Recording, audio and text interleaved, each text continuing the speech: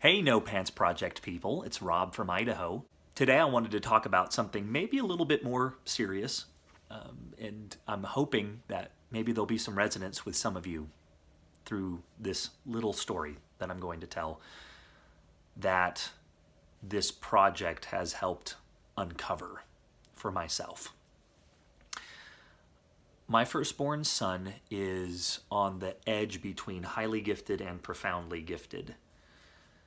This has been a challenge for my wife and I to raise him and challenge him sufficiently and help him find discipline.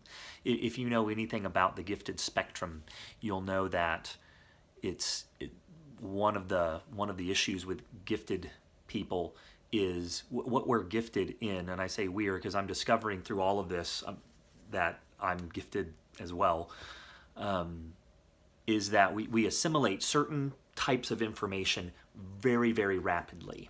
Not everything, we're not smart in everything, but there are a few things, maybe a variety of things that we can grasp pretty fast. We understand the connectedness between things very, very quickly. And again, it doesn't mean we're good at everything, it just we can grasp things pretty fast for certain types of brains and certain types of tasks. As I've learned more about his challenges, I've just seen myself over and over and over again.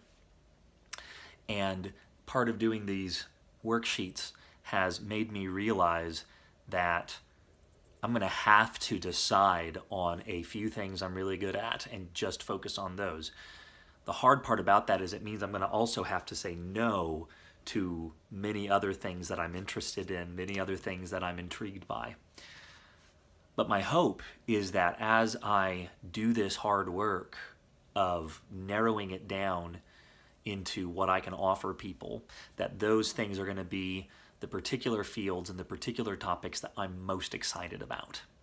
But there's that fear inside that I'm going to make the wrong choice. We second guess ourselves. Gifted people second guess themselves all the time about the choices that they're making. It's like we have instant buyer's remorse as soon as we commit to something. And in business, that's been my biggest problem. It's not coming up with a new idea. It's not seeing and even developing spreadsheets and plans and all this to get me there. It's just that execution of saying, this is the thing that I'm doing and I'm not doing anything else. And that alone, for the No Pants Project, that alone has been worth the price of admission for me.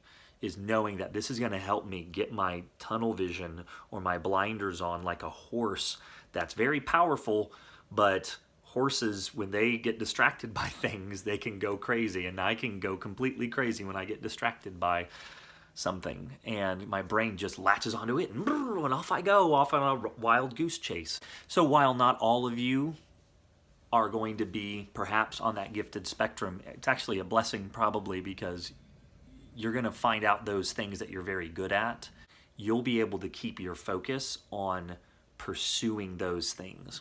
And maybe for others who, like me, assimilate information very quickly and can't seem to stay focused on one thing at a time, maybe for this we'll get slowed down enough to get on this pace that will actually produce results. To use an analogy, it's like a train. You know how when a train starts, it goes, the wheels go spin, spin, spin, spin, spin, spin, spin, spin, spin on the track, and then it finally catches, and then it's like,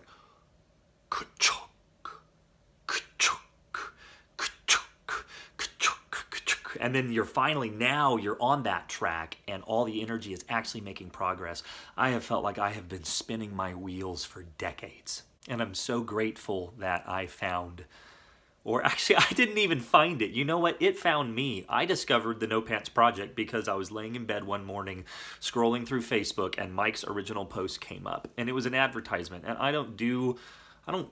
I almost intentionally avoid Facebook advertising, but it spoke to me. His initial post spoke to me enough to get me to go to the webinar. And the webinar answered all my questions.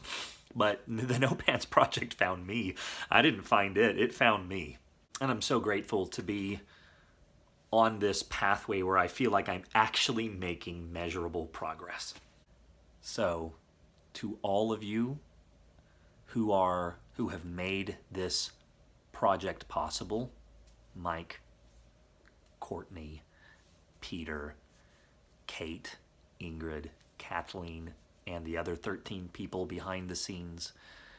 Thank you from the bottom of my heart for putting this program together to help the crazy monkey-minded people like me get focused and get productive and get successful. So, love you guys. Thank you.